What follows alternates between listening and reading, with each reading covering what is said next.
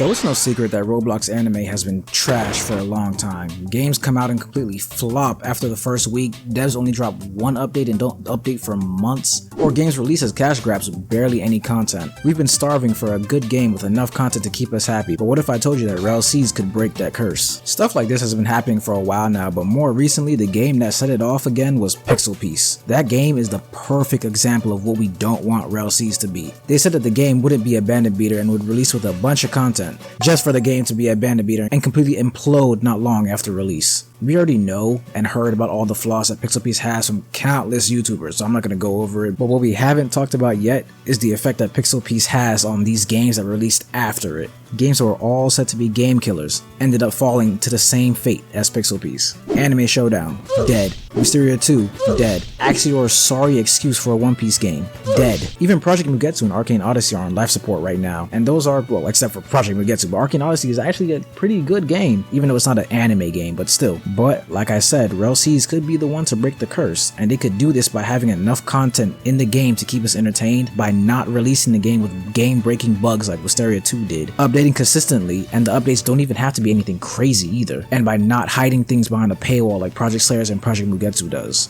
I've been familiar with the Rell brothers for a while now, so I know they have that grind mindset that a lot of these other devs and game owners just don't have. Just look at what they've done right now. They're deving two of the biggest games that have the potential to put up MJ numbers at the same time. And before some of you guys say that I'm glazing them or I'm hyping them up, hell yeah, I'm sucking them up right now. I've seen the stats. I've seen the big games that they've made in the past. I know that they could do it again. I tell it like it is. If I knew that they didn't have it in them to make Rell Seas successful, I wouldn't hype them up like this. But of course I'm gonna suck them up, man. The game's gonna be big. It's gonna be huge for a lot of creators, and it's gonna be huge for typical Roblox players, you know? It's gonna be a big game. I think the most important thing, or one of the most important things that Rell Seas could do to break the curse, is to bring new, fresh, and unique looks and experience to One Piece games on this platform. It's not enough just to have a big map with random stuff and NPCs on it. The thing that these One Piece games are actually missing is actual progression in the game and not just leveling up and getting rare fruits. But at the same time, the story progression can't be too long and tedious like how Mysteria 2 was. Mysteria 2, you hop in there and you have to go through a whole training arc and you have to go through somebody's whole story just to get your breathing. It shouldn't be that way, because it just makes you not even want to hop in the game after completing one slot. I hopped in the game and I completed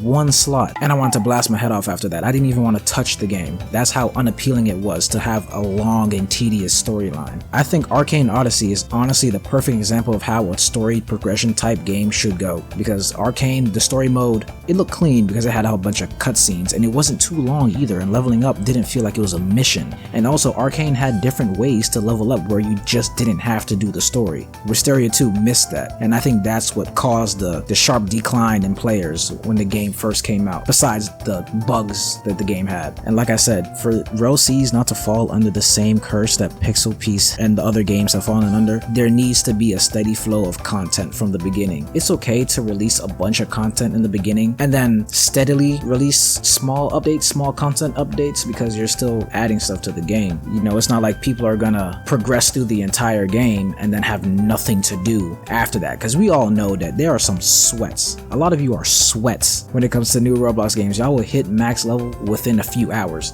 and then after that you'll have nothing to do and then you'll drop the game. That's why we'll usually see that games usually decline in player count after like day 2 or 3 sometimes. So if the Rell brothers are constantly providing updates, they're doing more than just adding fruits or adding fighting styles like how they did with Shindo, and as long as they don't turn Rell Seas into a Devil Fruit simulator like how Shindo turned into a Bloodline simulator, this game is going to break the curse. This game is going to survive. It has no reason not to, because the steady flow of content is constantly adding things for us to do, and at the end of the day, that's more content for us content creators, and that's more things for you guys to do. Let me know in the comments what stuff you would want to see that's different from these other One Piece games to be added into Rell Seas, and let me know if you agree or disagree with everything that I've said so far.